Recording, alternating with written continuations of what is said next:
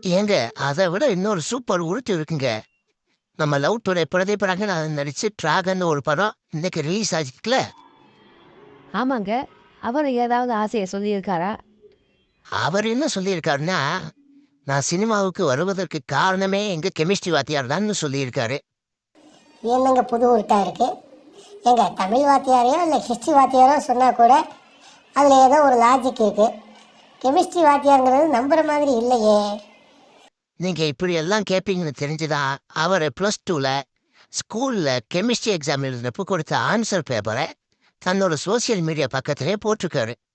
அதுல அந்த வாத்தியாரு இவர் எழுதின கேள்விக்கு மார்க் போடாம தப்பு போட்டிருக்காரு. ஆனா கேட்ட கேள்விக்கு பதில் எழுதாம நல்ல கதை விட்டுருக்கப்பா அப்படின்னு அதுலயே எழுதியே விட்டுருக்காரு.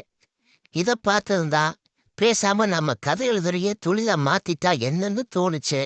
அதனாலதான் சினிமாவுக்கு வந்துட்டேன் அப்படின்னு சொல்லி இருக்காரு பிரதீப் ரங்கநாதன்.